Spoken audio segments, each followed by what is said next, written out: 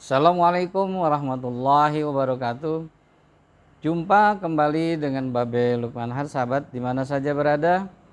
Semoga sahabat senantiasa diberikan kesehatan, diberikan kemudahan, kelancaran dalam segala ikhtiar-ikhtiarnya, sehingga diberikan keberkahan dalam segalanya. Dan yang mungkin kali ini sahabat di mana saja berada yang kurang sehat, semoga cepat pulih kembali dan diberikan kesembuhan yang sempurna. Amin ya Allah, amin ya rabbal alamin. Allahumma sholli ala sayyidina Muhammad wa ala sayyidina Muhammad. Sahabat, kali ini Babe akan menceritakan kisah nyata lanjutan dari penampakan penari ronggeng yang video waktu itu Babe sampaikan apakah Babe akan berangkat. Akhirnya bismillah Babe memandikan diri, memohon pertolongan Allah untuk berangkat besok harinya ke rumah keluarga dokter tersebut yang diganggu kehidupannya. Ternyata memang sudah lama sekali penyakit ini tidak kunjung sembuh istrinya. Akhirnya Babe berangkat. Waktu itu Babe berangkat dengan Kiai Haji Syarif Rahmat SQMA, kemudian dengan Gus Ali Rahman, dia juga ikut. Itu bertiga kami berangkat ke rumah yang keluarga dokter tersebut diganggu dengan gangguan-gangguan gaib yang luar biasa. Tiba sampai di tempat, ternyata luar biasa sambutannya. Jadi sampai situ Babe sudah diserang habis-habisan dengan makhluk-makhluk asal tersebut, yang mungkin makhluk tersebut sudah tahu dengan kedatangan Babe ke tempat tersebut. Luar biasa serangan dari kiri, serangan kanan, atas itu. Babe sudah jumpa alit sana, kelempar sini. Tetap Babe itu berzikir terus pada Allah, minta pertolongan Allah tersebut. Minta pertolongan pada Allah dan tidak pernah lepas dengan sangat jahatnya makhluk-makhluk asal tersebut yang menyerang Babe. Jadi, alhamdulillah Babe dengan mengatasi serangan ini, serangan kanan, serangan kiri, belakang, dari atas, Babe terus waspada, menangkap semua jin-jin fasik tersebut ke dalam botol yang langsung Babe asmakan, yang langsung Babe untuk tutup botol tersebut agar tidak bisa keluar kembali setelah masuk. Itu berjalan cukup lama juga sampai Babe sangat kelelahan. Akhirnya Babe bersender di tembok. Tiba-tiba datang yang sangat luar biasa, itu perempuan sangat cantik sekali. Perempuan tersebut seperti dandannya seperti ratu.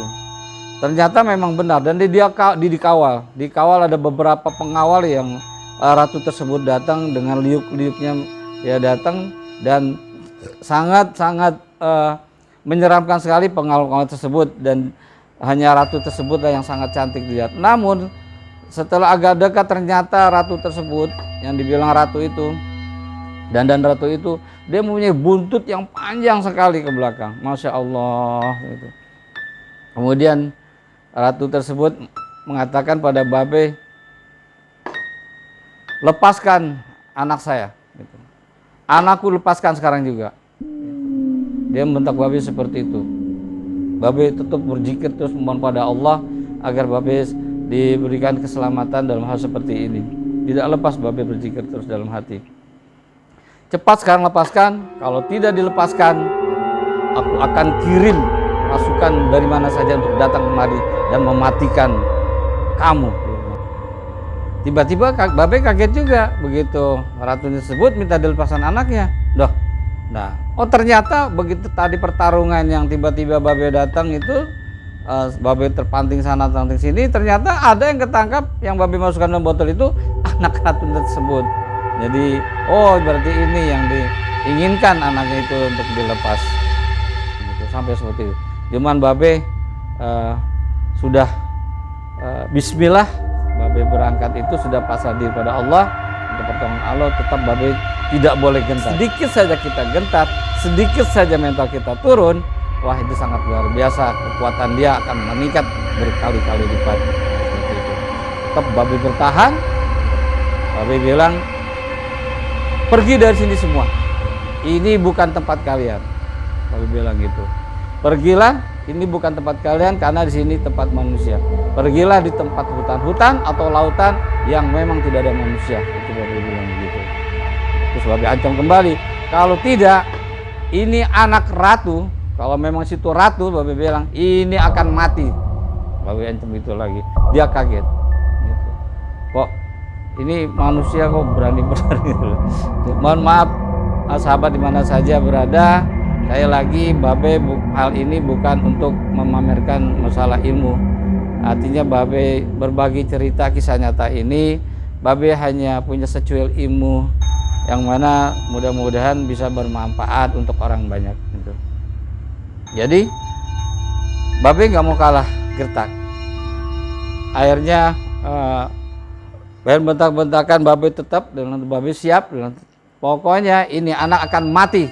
Sekali ada yang menyerang Babe, ini akan mati duluan. Babe bilang, mungkin dia juga gentar karena mungkin makhluk jin itu juga sangat sayang pada anaknya dan sangat-sangat sayang. Apalagi itu anak ratu. Bagaimana mungkin ada gengsi juga karena bangsa jin itu setahu Babe itu sifatnya sama manusia, sangat gengsi.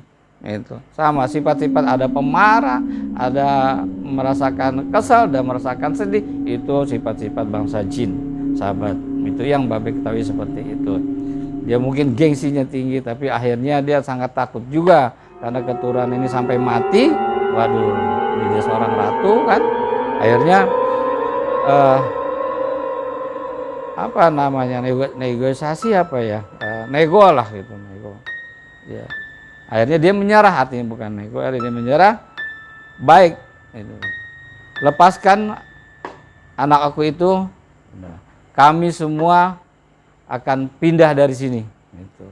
Saya perintahkan gitu, semua yang ada di sini untuk pindah ke tempat yang jauh dari tinggal manusia. Nah itu yang dikatakan ratu itu. Babe agak tenang pas ratunya yang tersebut bicara seperti itu. Kemudian dia masih nambah lagi.